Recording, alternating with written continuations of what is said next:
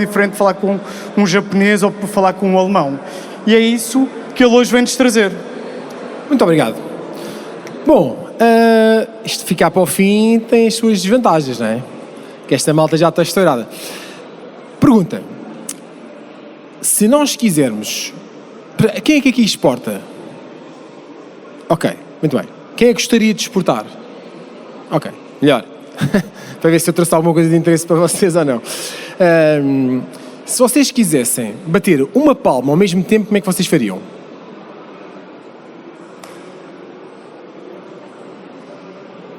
Malta, os miúdos com 5 anos fazem isto mais rápido. Se vocês quisessem bater uma palma ao mesmo tempo, como é que vocês fariam? Como é que se organizavam para bater uma palma? Bom, isto chama-se gastar dinheiro. Uma palma. Ou seja, bora lá. A ideia, o que as crianças fazem normalmente é isto, ok? Eles metem as mãos assim. Bora lá, experimentem, que eles têm alguns créditos. Assim, não é? E aumentam onde eles batem a palma. Agora, vamos usar esta metáfora para saber o que é estar no mercado onde nós, de facto, estamos em sintonia com o nosso comprador, ok? Ou seja, bater uma palma significa que eu estou num timing certo e que o meu cliente está num timing certo. Ou, no caso, que estamos com uma linguagem coerente. Faz sentido ou não? Então, bora lá. Se vocês quiserem bater uma palma, como é que fariam? Bora lá. Isso chama-se gastar dinheiro. Que é disparar para todo lado a ver se isto funciona.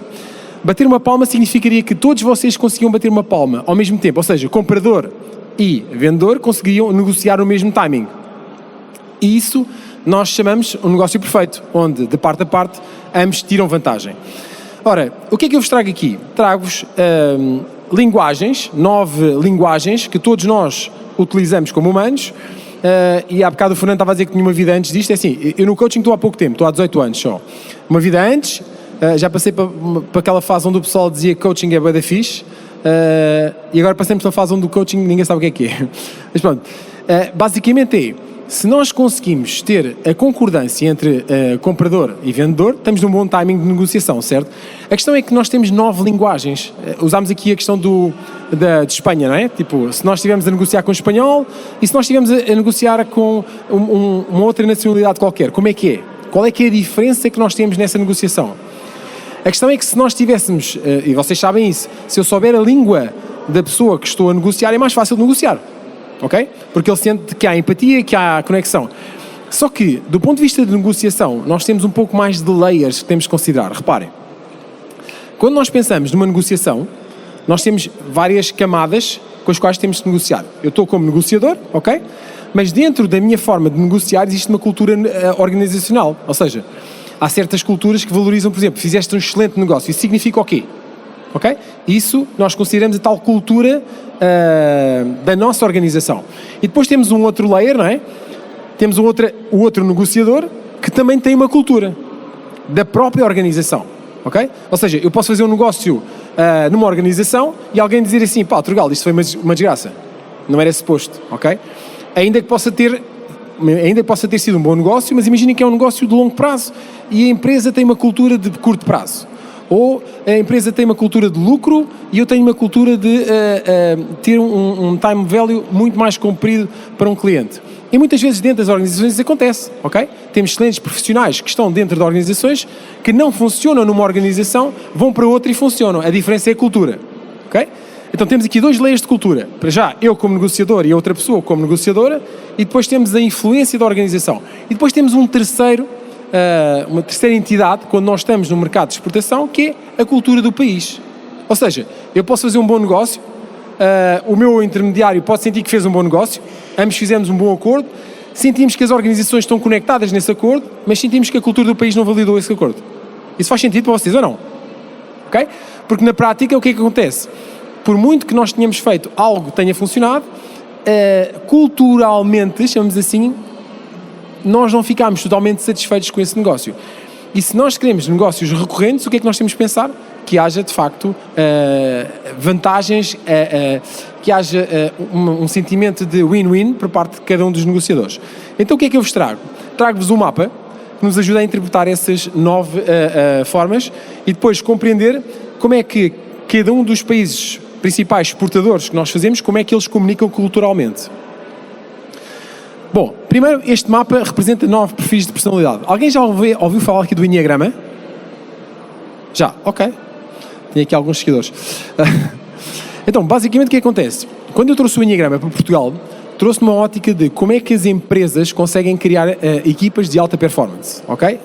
E ainda que muitos de vocês me conheçam pela televisão dos relacionamentos, mas é só uma pequena parte do meu negócio. Muito do meu negócio passa por organizações e intervenção para criar alta performance dentro das organizações, exatamente usando este mapa. Porque muitas vezes o que é que nós tendemos a fazer? É encontrar pessoas exatamente iguais a nós. O que é que acontece? Temos respostas iguais às que nós teríamos. Então, alta performance significa ter a capacidade de gerar diversidade e, ao mesmo tempo, ter capacidade de gerar performance. Porque se eu tiver diversidade sem procura performance, nós temos discussões, que é aquilo que muitas vezes acontece nas organizações, ok? Então, criar alta performance com diversidade implica saber as diferentes línguas de cada um dos intervenientes, ok? Então, se eu compreender que cada um destes perfis tem talentos naturais e tem igualmente, por exagerar nesses talentos, defeitos naturais, eu consigo começar a criar equipas que interagem com muito mais eficácia, ok? Se eu pensar, por exemplo, num tipo 1, ok? Um perfeccionista é uma pessoa muito dedicada a rigor, a regras, a criar mecanismos de controle, de melhoria contínua. Isso é bom. Se eu exagerar dessas capacidades, o que é que acontece? Eu acabo por ter a sensação que tenho pouca flexibilidade, são pessoas que são ótimos executores, quando passam a liderança têm muita dificuldade de adaptação às equipas, porque as equipas têm diferentes formas de trabalhar, então eu não me sinto tão competente porque eles não seguem as regras que para mim são essenciais. Por exemplo, o esforço e sacrifício faz parte do negócio, da percepção de um perfeccionista.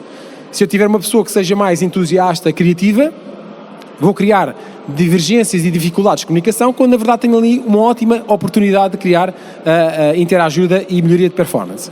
Agora reparem, se eu tiver uma pessoa, um perfil tipo 2, perfeccionista, prestativo, são pessoas que estão muito mais orientadas a ajudar o outro, a ser disponível para apoiar a outra pessoa. Pensem comigo, como é que nós negociamos com um prestativo? E vocês sabem isso nas vossas organizações. Um perfil tipo 2 só negocia baseado em relacionamento. A pessoa compra por uma questão de consequência. Quando eu crio toda a relação e eu sei que quando é para vender a pessoa vai-me comprar a mim por relação. Okay? Coisa que para um perfeccionista é completamente desajustado. Porque a relação não é o forte dele. Ele vai para o método, vai para o rigor, vai para as contas, vai para as métricas. Coisa que um perfil tipo 2 diria, a mim isso não me diz nada. Não criámos empatia, não criámos relação, eu não negociei contigo. Negociei, mas eu não te escolho a ti primeiro. E percebam como isto é determinante quando nós estamos na altura de negociar. Porque se eu não compreender o perfil da pessoa que está do outro lado, o que é que eu vou fazer? Eu vou negociar com ele como se ele tivesse exatamente o mesmo perfil que eu. E, portanto, eu vou entrar no rigor, imaginem, e tenho uma pessoa mais prestativa, muito mais ligada à negociação por relação. Dificilmente vão encontrar acordos. E quando o fizerem, com toda a certeza vão encontrar justificações ou na organização ou na cultura para dizer não é um negócio de longo prazo, é um negócio de necessidade. E nós não criamos negócios de continuidade baseado em necessidade. Construímos negócios de continuidade baseado em vendas contínuas, correto? Se formos para um perfil tipo 3, muito rigor na imagem de bem-sucedido, muito mais na conquista de sentir uma certa valorização por parte do cliente. Ora, imaginem estarem a negociar com um perfil tipo 3 e dizer assim, olha, isto tem tudo a ver com métricas, ok? Eu tenho isto. Não, isto tem tudo a ver com você me valorizar. Só que ele não comunica isso. O que ele comunica é, não está claro para mim que este é o melhor negócio para nós fazermos.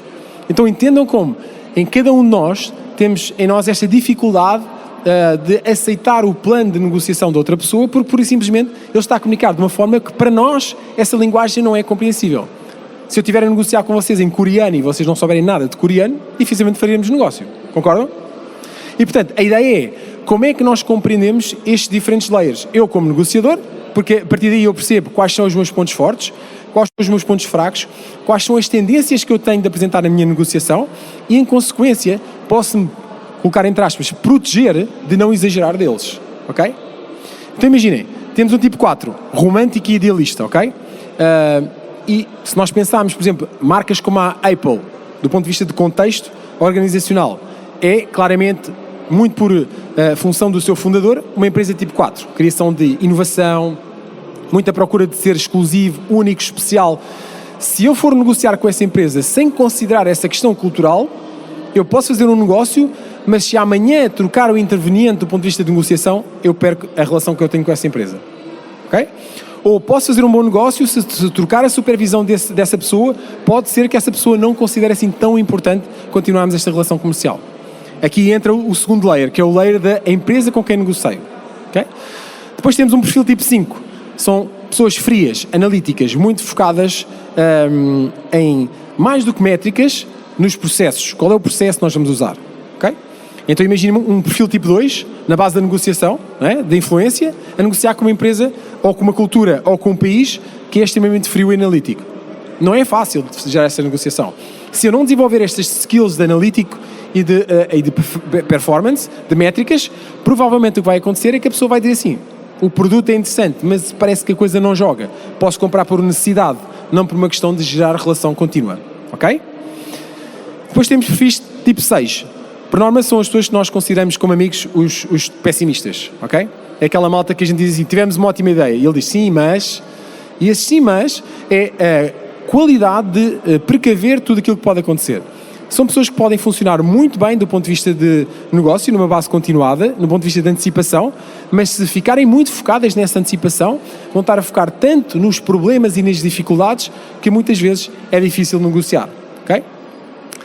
Há uns anos, numa implementação de um sistema, alguém criou uma página, um cliente em particular, não vale a pena agora aqui referir, onde em nenhum momento falava de problemas dentro do site. Eu disse assim: porquê é que não coloca garantia? E ele: porquê falar de problemas quando nós temos uma fase ainda de negociação? Porque se tiver um tipo 6, ele vai já embora. Estas pessoas não equacionaram como é que o pior pode acontecer. Então, como é que pode acontecer devoluções? Como é que pode acontecer garantias? Tudo isso, mais do que questões legais, pode entrar numa negociação se nós estivermos a negociar com o tipo 6. Porque ele vai fazer esse trabalho. Se nós não anteciparmos essa objeção, o que vai acontecer é que ele vai criar essa objeção e vai dificultar o negócio. Uma vez mais, se eu tiver numa cultura empresarial que seja tipo 6, se eu fizer esse negócio, a garantia é que essa pessoa não vai ficar lá muito tempo, se ela não tiver a antecipar cenários, porque a cultura valoriza isso. Okay? Eu recordo-me, por exemplo, estar a trabalhar com empresas norte-americanas cá em Portugal, muito tipo 3, muito focado na imagem, no sucesso, e personalidades tipo 6 terem imensas dificuldades de progredir carreira. Porquê? Porque eles não faziam esse movimento de manifestação de conquistas. O que eles faziam é: isto é baseado em muita antecipação. E a empresa culturalmente não valorizava isso. Valorizava era quando conquistas, celebra, festeja, chega ao pé de alguém, envolve as pessoas, e ele assim: isto não sou eu, ok? E portanto, o grande trabalho que foi feito com esse executivo em particular, e todos aqueles que não estavam dentro dessa cultura, foi como é que eu desenvolvo skills onde eu posso trazer, não essa parte que não é minha, porque senão seria algo que não é meu, mas capacidades que eu tenha para colocar cá fora a minha capacidade e perceber que a minha antecipação é uma vantagem dentro da organização. Ainda que a cultura, a membrana que me envolve dentro do negócio, não favorece personalidades como a minha. Então o que acontece? Essa empresa em particular que nós identificámos foi que todas as suas organizações de topo eram perfis muito mais competitivos e muito mais... eram negociadores mais competitivos, mais ferozes. O que aconteceu a todos os bons executivos que não eram desse perfil, ficaram pelo caminho. Okay? Então, isso não é necessariamente bom, porque estas pessoas que antecipam cenários muitas vezes estão a ver 2 a 3 anos para a frente, enquanto as outras mais competitivas e aguerridas estão muito mais no curto prazo. Depois temos entusiastas, ok?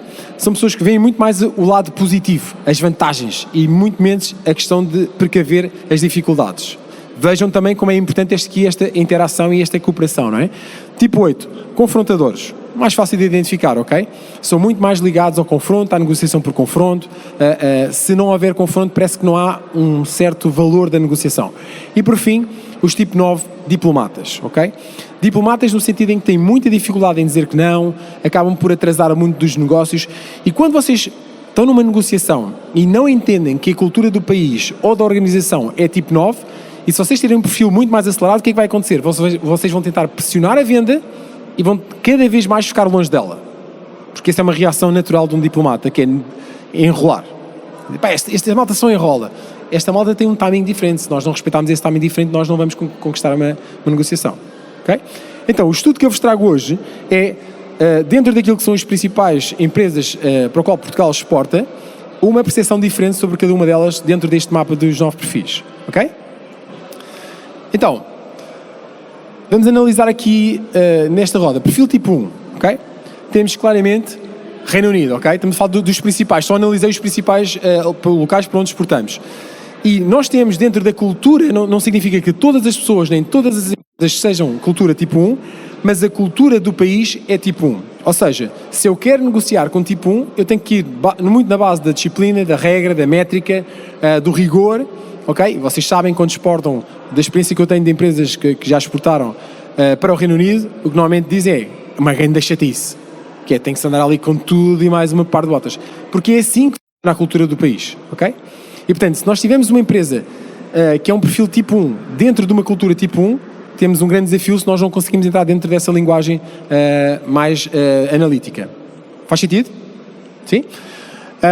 Tipo 2, eu depois posso dizer aqui, não somos exportadores habituais, mas por exemplo, por norma, países do Médio Oriente são cultura tipo 2 do ponto de vista negocial, ou seja, vendemos por relação. Se não houver uma boa relação, vocês não vendem nada, basicamente. Okay? Tem que haver muita relação, muita proximidade, muita criação de pessoas de influência para que depois o negócio aconteça naturalmente.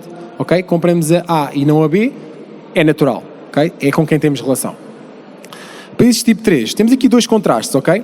Porque tanto os Estados Unidos, que é claramente uma cultura tipo 3, onde a competitividade, não sei se vocês tiveram alguma experiência de, em algum momento nos Estados Unidos, alguém vos diz, é para validar, não é? Validation, não é? Desde o ticket até à função que a pessoa tem. Porquê? Porque é muito importante numa cultura competitiva que seja validado, que haja esta cultura da imagem, ok? Claro que é assim, por norma, este tipo de mercados, independentemente das exigências que tem um mercado como o norte-americano, valorizam isto. Valorizam ser, ou seja, o trabalho que fazemos na negociação passa muito por dar muito valor à imagem da outra pessoa. Okay? Por norma, eu posso garantir que muitos empresários, bons empresários tipo 3, fazem péssimos negócios quando alguém descobre o código deles.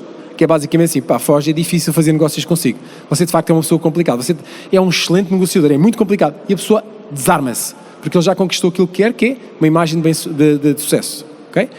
Estratégias como esta, do ponto de vista cultural, seja culturalmente dentro de uma organização ou dentro de um país, fazem a diferença no momento em que nós damos aquele passo extra que não estamos a conseguir fazer. Okay?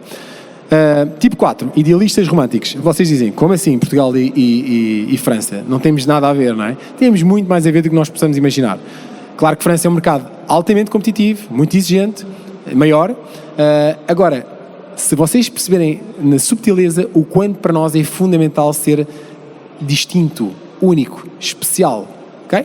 A única diferença é que os franceses tendem por entrar como especial porque nós estamos aqui e nós portugueses somos especial porque estamos aqui.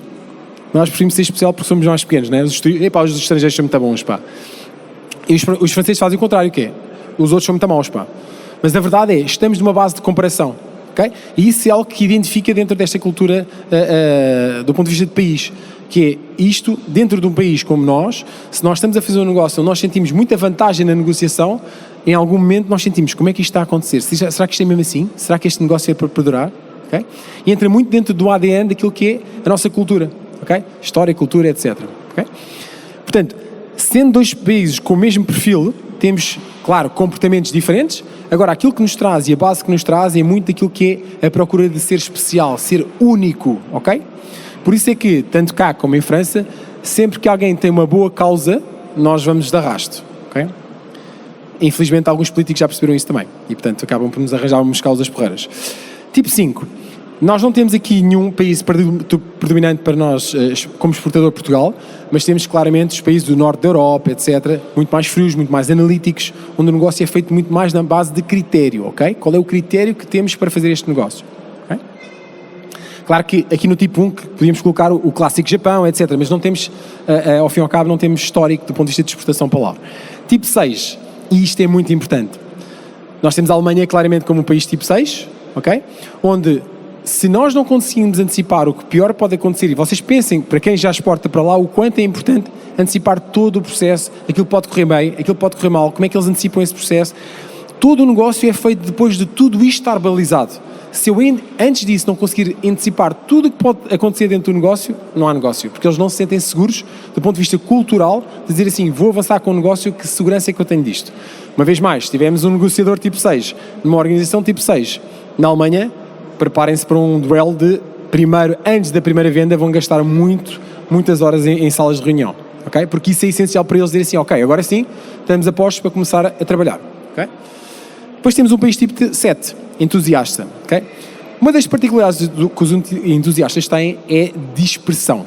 Ou seja, gostam de estar em múltiplas áreas de negócio e depois, quando nós vamos a ver, a efetivar, a concretização acaba por ser muito mais lenta. É um dos principais erros que eu vejo em empresários portugueses a torrar fortunas no Brasil. Achar que é tudo igual. Temos uma cultura bastante distante entre aquilo que é uma cultura tipo 4 e uma cultura tipo 7, são distâncias gigantes, ok? Porque, na verdade, aquilo que esse mercado nos diz é assim, eu gosto de ver várias ideias, mas depois para implementar, eu não tenho assim tanto drive para implementar. Então, quando vamos numa cultura de compromisso, de fazer um negócio porque é aquilo, a cultura o que nos diz é, está bem, eu estou a ver o teu e mais 7, ok? E agora a questão é, qual é que eu vou? E às tantas não vou em nenhum. Portanto, muitas vezes a pessoa acaba por perder a negociação no timing que estamos a implementar, no timing, porque não há aquele drive que nós temos também para dizer assim, é isto e vamos por aqui. Por exemplo, no Reino Unido é mais fácil uma negociação com Portugal do que, por exemplo, no Brasil. Temos a língua e a cultura que nos une, mas temos, do ponto de vista de cultura do país, realidades muito dispersas. Okay? Enquanto no Reino Unido eles dizem estas são as regras e a gente tem que ir atrás das regras e cumprimos, no Brasil a regra pode ser esta, mas pode não ser, porque eu estou a ver várias perspectivas onde eu posso estar entrado. Okay? Depois temos tipo 8, Espanha. Okay? Claro que Espanha são diferentes realidades, ok? Ainda assim, a cultura dominante é tipo 8.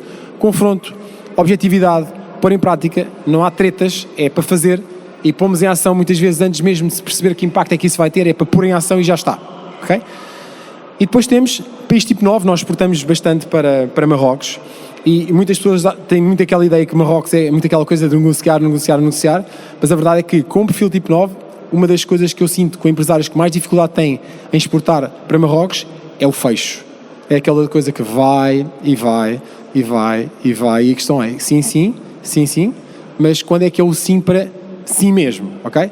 E portanto acaba por manifestar muito de uma característica deste tipo 9 diplomata, que sendo deste mapa, ainda sendo diplomata, é o perfil mais teimoso do Enneagrama. Que é aquela coisa do, então, sim ou não? Sim. Mas sim, avançamos, não é? Sim, qualquer mesmo vamos avançar. E esta dificuldade é, olha, não, desta forma, com esta proposta, não. Ok? Um espanhol diria isso no primeiro microsegundo, que é, não. Assim, não. Ok? Enquanto uma cultura mais diplomata que vai ter tendência a dizer assim, bom, não sei, pode ser, deixa-me ver, deixa-me analisar, na verdade não é, eu estou com dificuldade de dizer assim, dessa forma como estás a pôr um negócio, não vai haver negócio, ok? E estas diferenças de cultura, de comunicação dentro dos diferentes layers, eu como negociador em primeira instância, ok? Por isso é que muitas vezes eu tenho assistido em organizações que é, esta pessoa é muito boa neste mercado, no outro é uma desgraça. E analisando o perfil de cada um deles, eu digo assim, eu entendo que esta pessoa seja boa no mercado, por exemplo, como o espanhol. Porque se eu encontro um tipo 8 a negociar em Espanha, ele diz, porra, estes são os gajos que ou é ou não é, né? Não há aqui tourada. Enquanto que essa mesma pessoa chega a um mercado, por exemplo, como Marrocos, ou mesmo até como França, e diz assim, pá, isto não se desenrola. Ou como Brasil, isto não desenrola, isto não avança, o que é que se passa? Isto está a ser demasiado lento para mim. E a questão é, tendencialmente, acaba por colocar os pontos fracos em cima da mesa. Okay? Então, esta breve apresentação, para vos dar uma perspectiva, para considerarem como é que vocês podem ser do ponto de vista de negociadores, e isso é uma informação relevante, ou seja, qual é que são os meus talentos naturais como negociador e o que é que eu tenho como pontos fracos que podem atrapalhar, podem condicionar a minha negociação. Depois compreender dentro da minha empresa qual é que será a cultura. Nem sempre a cultura é a cultura do líder ou dos líderes. Muitas vezes a cultura é aquilo que eu chamo os drivers implementam. As pessoas que são os chaves em cada departamento acabam por criar dentro da organização. E a partir daí, assim, se eu exporto para países, então quem são esses países? Que cultura é que eles têm? Como é que nós podemos abordar isso? Porque muitas vezes, reparem, a cultura do país pode sobrepor a cultura da empresa, quando eu coloco isso em cima da mesa de negociações. Quando eu digo, eu esperava que isto fosse assim ao assado, eu culturalmente tenho esse ADN. Eu digo assim, ok, talvez seja importante dar aqui uma cedência na negociação. Ok? Portanto, recomendava essa reflexão. Se vocês quiserem saber um pouco mais sobre esta parte do Enneagrama, podem fazer um teste gratuito no meu site, em eduardoturgal.com, ok? Perceber um pouco sobre vocês, eventualmente, e depois, eventualmente, perceberem também, aqui dentro, como é que seria a nossa cultura, ok? Como é que nós temos dentro da nossa... Como é que nós culturizamos esta empresa desde o início? E, daí para a frente, quem são os meus mercados e como é que eu posso negociar. Okay? Foi uma breve apresentação, espero que tenha despertado o interesse e que vocês queiram saber mais sobre a vossa empresa e a organização. Obrigado, Eduardo. Eu vou só fazer uma pequena chamada, que é isto que o Eduardo apresentou. Eu, pessoalmente, a nível profissional, já trabalhei em empresas multinacionais e esse era um dos problemas que havia, que é onde é que pomos o Tuga? Literalmente perguntávamos, quando temos de trabalhar com equipas internacionais, onde é que pomos o Tuga? Normalmente punham-me onde? No meio dos alemães e dos britânicos. E como parceiro dos espanhóis, porque era aquele que, como pessoalmente sou um tipo 7, eu quebrava com tudo o que eles pensavam. Então era a forma deles porem-me a fazer o trabalho de inovação. Isto acontece dentro das organizações, internamente, mas também podemos usar depois nas nossas empresas para trabalhar com potenciais parceiros. Importantíssimo isto quando fazemos o trabalho de escolha de quem vai ser o nosso parceiro no mercado local, quando estamos a começar a exportar. Como é que vamos escolher o nosso canal? Isto é extremamente importante porque isso vai nos facilitar mais de metade do tempo que nós perdemos muitas vezes para fazer um investimento e a escolha dos nossos parceiros de canal. Agora, dito isto, existem questões? Eu não tenho questões para eu como sou do Alentejo, eu contratei um alentejano para fazer uma pergunta. Onde é que ele está? Ah, está ali, está uma careca, mas é ele. Espera aí que já vai, Paulo Faustino.